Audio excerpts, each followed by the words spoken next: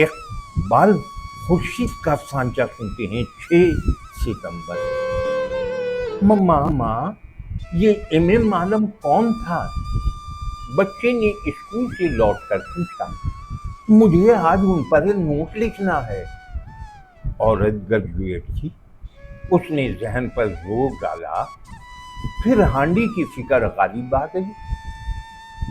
जाओ जाओ पापा से पूछो। बाप मास्टर्स था, मगर उसके पास सोचने का वक्त नहीं था। वो एक टॉक शो देख रहा था। चचा के लिए ये नाम अजनबी था।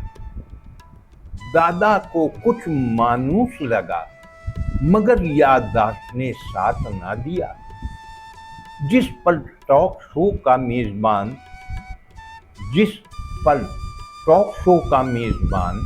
तालीम याफ्ता नस्ल की दहशत गर्दी की तरफ माइल होने का गिरिया कर रहा था, बच्चा इमाम आलम को भूलकर अपनी टैबलेट में गुम हो चुका था। और अब ज़रमीनी शाह का सांचा सुनते हैं। उन्वान है पहचान। 4 साल परदेस काटने के बाद वो अजब अंदाज में लौट आया। बरसों से मुंतज़िर आंखें अश्क बार थी। हवाई अड्डे पर उसके अपनी जमात थी। एक बार फिर सोच लो बेटा, अपनी मिट्टी से ताल्लुक तोड़ना आसान नहीं। गम से निढाल बूढ़े बाप के जहन में आखिरी इल्तिजा सिसक उठी। अरे यहाँ कुछ नहीं रखा है बाबा, आखिर इस मुल्क में हमें दिया ही क्या है? बेटे का फैसला अटल था, वो चला गया। और अब उसकी मैयत वर्षा के हवाले कर दी गई। लकड़ी के ताबूत पर काले रंग से जली रूप में पाकिस्तान लिखा था। आइए सुनते हैं सैयद शाहिद अब्बास का अफसाना तख्तियाँ और सफर। मोहल्ले में 4 मस्जिदें थी। चारों के मीनार आसमान की बुलंदियों में ईमान वालों के क़ुलूब व अज़हान में हरारत ईमानी बहम फैला रहे। फ़न तामीर अपनी मिसाल आप। मसाजिद की पेशानी पर तख्तियाँ कुछ ऐसे नज़्म थी।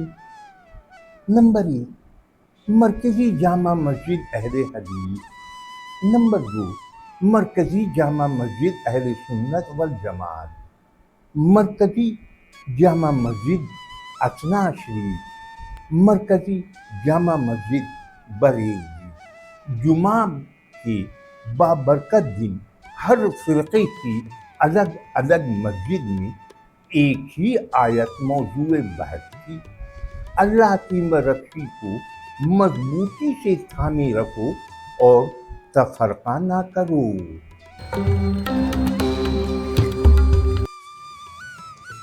आइए शहजाद बशीर का अफसाना सुनते हैं। उन्वान है जूते। अरे चाचा, अभी तक जूते पॉलिश नहीं किए तुमने? मुझे पार्टी में जाना था। देखिए, वो मेरे सब दोस्त बाइक्स लेकर आ गए हैं। उसने कदरे बरहमी से मोची को मुखातिब करते हुए कहा। मोची ने नजर उठाकर देखा। उस लड़के के शहाना अंदाज पर एक तंजिया मुस्कुराहट उसके चेहरे पर नमूदार हुई। बस बेटा, अभी करता हूँ। तुमसे पहले कुछ लोगों के जूते चप्पल आए हुए थे, इसलिए पहले उन्हें मरम्मत करना जरूरी था। मोची ने उसके जूते उठाते हुए कहा, अरे चाचा, अब तो वक्त नहीं है मेरे पास। पार्टी में मेरा इंतजार हो रहा होगा, कॉलें आ रही हैं, इधर से दोस्त हॉर्न पर हॉर्न दे रहे हैं। ऐसा करें, ये जो पॉलिश किए हुए जूते रखे हैं ये सब मुझे दे दें, जिसके भी हम उसे कल पे चाल दें। अब रात के 11 बज रहे हैं, वो तो कल ही लेने आएगा यकीनन। उसने पॉलिश हुए जूते उठाते हुए कहा। इससे पहले कि मोची कुछ कहता, लड़का तंजिया हंसी हंसते हुए बोला, अरे ये किस कंजूस के जूते हैं, ये तो नीचे से फटे हुए हैं, भला उनको पॉलिश करवाने की क्या जरूरत थी? बेटा, मुझे नहीं मालूम, तुम घर जाओगे तो पूछ लेना, मोची ने धीरे से कहा। क्या मतलब? लड़का चौंका। मतलब ये कि ये तुम्हारे बाप के जूते हैं जो तुम्हारी तालीम और घरेलू अखराजात की वजह से फटे हुए जूते से ही काम चलाने पर मजबूर है। मसावा ये अफसानचा फ्योदर स्लोगप का है। इस रूसी अफसानचे को सादत हसन मंटो ने तर्जुमा किया। आइए इस दिलचस्प अफसानचे को सुनते हैं। उन्वान है मसावात। एक बड़ी मछली ने एक नन्ही मछली को पकड़ लिया और उसे निगल जाना चाहा। नन्ही मछली ने चिल्लाकर कहा, ये सरासर नाइंसाफी है, मैं तुम्हारी तरह जिंदा रहना चाहती हूँ, कानून की नजर में हम सब यकसा हैं।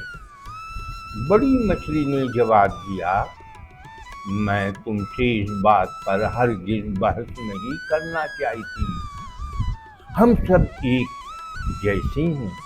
अगर तुम मेरा शिकार होना पसंद नहीं करती तो आओ मुझे अपना शिकार बना लो, आओ ना मुझे निगल लो, डरती क्यों हो?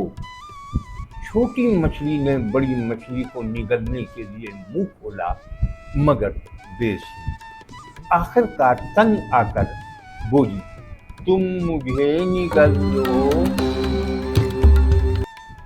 मैं पहले भी कहता रहा, आज फिर कह रहा हूं कि जिस तरह अब लोग लंबे लंबे खतूत ना लिखकर SMS से या वॉइस मैसेजेस से काम चलाते हैं, इसी तरह नाविल कहानियों की जगह अफसानचों को मिलती जाएगी।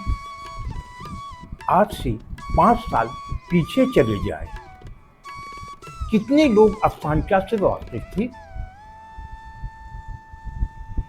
मिनी कहानी, 100 लफ्जी कहानी, फ्लश फिक्शन वगैरह वगैरह को भी अफसानचा समझते थे, मगर ज्यादा तादाद उन लोगों की थी जो लतीफों को अफसानचा समझते थे। मगर शुक्र खुदा, अब लोग अफसानचे को पहचानने लगे हैं।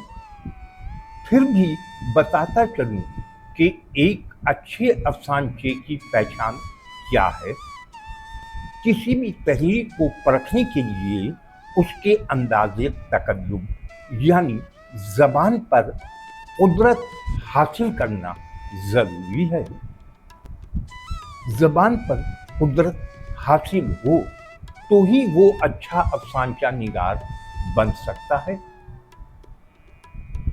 अल्फाज की निशिस्त व बर्खास्त की मौजूदियत पर गिरफ्त मजबूत है तो अफसानचा बेहतर ही नहीं बेहतरीन साबित होता है।